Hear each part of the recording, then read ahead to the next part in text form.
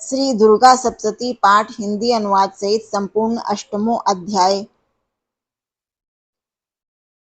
मैं अणिमा आदि सिद्धमयी किरणों से आवृत भवानी का ध्यान करता हूँ। उनके शरीर का रंग लाल है, नेत्रों में करुणा लहर रही है, हाथों में पाश, अंकुश, बाण और धनुष शोभा पाते हैं। ऋषि कहते हैं, चंड और मुंड नामक दैत्यों के मारे जाने तथा बहुत सी सेना का संहार हो जाने पर दैत्यों के राजा प्रतापी शुंभ ने मन में बड़ा क्रोध हुआ और उसने दैत्यों की संपूर्ण सेना को युद्ध के लिए कूच करने की आज्ञा दी। वह बोला, आज उदयुध नाम के 86 दैत्य सेनापति अपनी सेनाओं के साथ युद्ध करने के लिए प्रस्थान करें। कंबु नाम वाले दैत्यों के 84 सेना नायक अपनी वाहिनी से घिरे हुए यात्रा करें। 50 कोट वीर्य कुल के और 100 धौम्र कुल के असुर सेनापति मेरी आज्ञा से सेना सहित कूच करें। कालक, दौहार्द, मौर्य और कालकेय असुर भी युद्ध के लिए तैयार हों मेरी आज्ञा से तुरंत प्रस्थान करें। भयानक शासन करने वाला असुरराज शुंभ इस प्रकार आज्ञा दे सहस्त्रों बड़ी बड़ी सेनाओं के साथ युद्ध करने के लिए प्रस्थित हुआ। उसकी अत्यंत भयंकर सेना आती देख चंडिका ने अपने धनुष की टंकार से पृथ्वी और आकाश के बीच का भाग गुंजा दिया। राजन, तदंतर देवी के सिंह ने बड़े बड़े जोर से दहाड़ना आरंभ किया और अंबिका ने घंटे के शब्द से उस ध्वनि को और अधिक बढ़ा दिया। धनुष की टंकार, सिंह की दहाड़, घंटे की ध्वनि से संपूर्ण दिशाएं गूंज उठी। उस भयंकर शब्द से काली ने अपने विकराल मुख को और भी बढ़ा लिया तथा इस प्रकार वे विजयिनी हुई। उस तुमुल नाद को सुनकर दैत्यों की सेनाओं ने चारों ओर से आकर चंडिका देवी, सिंह तथा काली देवी को क्रोधपूर्वक घेर लिया। राजन, इसी बीच से असुरों के विनाश तथा देवताओं के अभ्युदय के लिए ब्रह्मा, शिव, कार्तिकेय, विष्णु तथा इंद्र आदि देवियों की शक्तियां एवं अत्यंत पराक्रम बल से संपन्न थीं।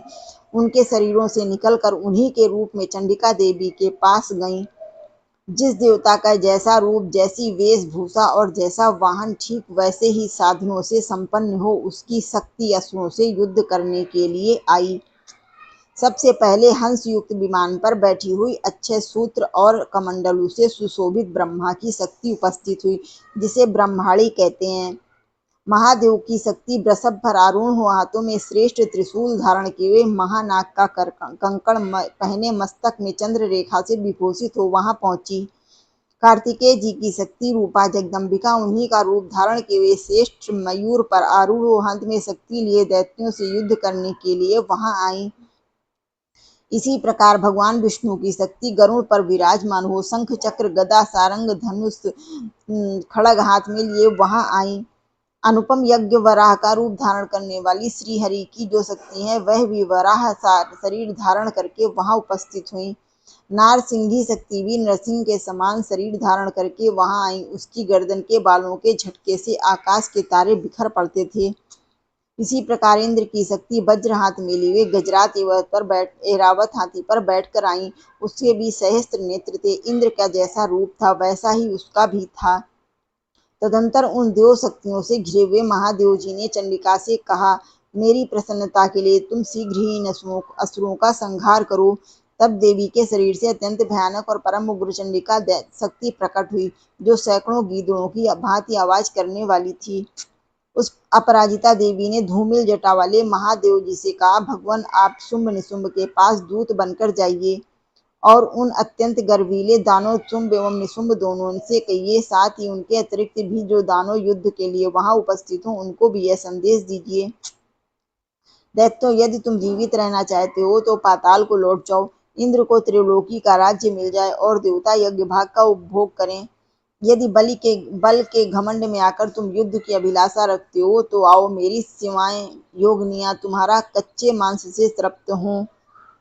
क्योंकि उस देवी ने भगवान शिव को दूत के कार्य में नियुक्त किया था, इसलिए वह शिवदूती के नाम से संसार में विख्यात हुई।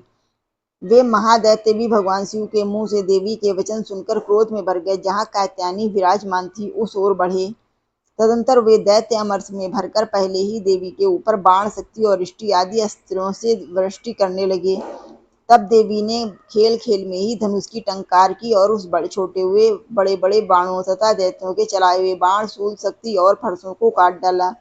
फिर काली उनके आगे होकर शत्रुओं को शूल के प्रहार से विदीर्ण करने लगी और खड्गबाण से उनका कचोमर निकालती हुई रणभूमि में विचरने लगी।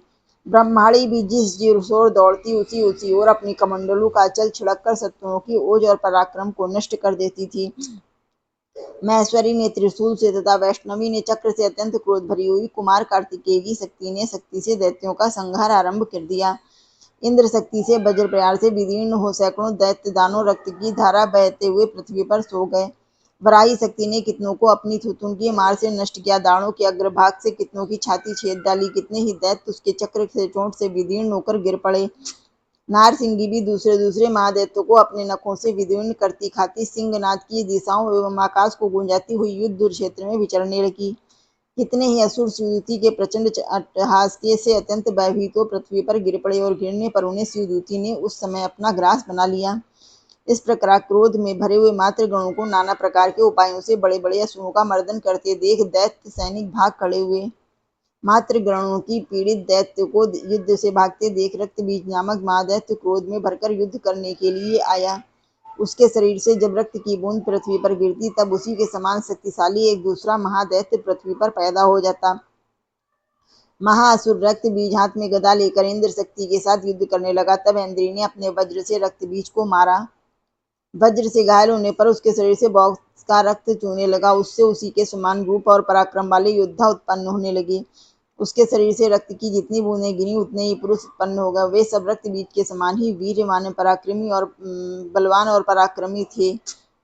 वे रक्त से उत्पन्न होने वाले पुरुष भी अत्यंत भयंकर और अस्त्र शस्त्रों का प्रहार करते हुए मातृगणों से के साथ घोर युद्ध करने लगे। पुनः वज्र के प्रहार से उसका मस्तक घायल हुआ, तब रक्त बहने लगा। उससे हजारों पुरुष उत्पन्न हो गए। वैष्णवी ने युद्ध में रक्त बीज का चक्र से प्रहार किया तथा इंद्र ने उस दैत्यपति को गदा से चोट पहुंचाई। वैष्णवी के चक्र से घायल होने पर उसके शरीर से जो रक्त बहा उसी के बराबर आकार वाले सहस्त्रों महादैत्य प्रकट हुए। उनके द्वारा संपूर्ण जगत व्याप्त हो गया। कौमारी ने शक्ति से, वराही ने खड़ग से, महेश्वरी ने त्रिशूल से महादैत्य रक्तबीज को घायल किया। क्रोध से भरे हुए महादैत्य रक्तबीज ने भी गदा से सभी मातृ शक्तियों पर पृथक पृथक प्रहार किया। शक्ति और शूल आदि से अनेक बार घायल होने पर जो शरीर से रक्त की धारा पृथ्वी पर गिरी उससे भी निश्चयी सैकड़ों असुर उत्पन्न हुए। इस प्रकार उस महादैत्य के रक्त से प्रकट हुए असुरों द्वारा संपूर्ण जगत व्याप्त हो गया। इससे उन देवताओं को बड़ा भय हुआ। देवताओं को उदास देख चंडिका ने काली से शीघ्रता पूर्वक कहा, चामुंडे तुम अपना मुख और भी फैलाओ तथा मेरे शस्त्रपात से गिरने वाले रक्त बिंदुओं और उससे उत्पन्न होने वाले महादैत्यों को तुम अपने उतावले मुख में खा जाओ। इस प्रकार रक्त से उत्पन्न होने वाले महादैत्यों का भक्षण करती हुई रण में विचरण करोगी। ऐसा करने से उस दैत्य का सारा रक्त क्षीण हो जाने पर वह स्वयं भी नष्ट हो जाएगा। उन भयंकर दैत्यों को तुम खा जाओगी, तब दूसरे नए दैत्य उत्पन्न नहीं हो सकेंगे। काली से यूं कहकर चंडिका देवी ने शूल से रक्त बीज को मारा और काली ने अपने मुख से उसका रक्त ले लिया। वहां चंडिका पर गदा से प्रहार किया, किंतु उस गदापात ने देवी को तनिक भी वेदना नहीं पहुंचाई। रक्त बीज के घायल शरीर से बहुत सा रक्त गिरा, किंतु ज्यों ही वह गिरा त्यों ही चामुंडा ने उसे अपने मुख में ले लिया। रक्त गिरने से काली के मुख में जो महादैत्य उत्पन्न हुए उन्हें भी वह चट कर गई।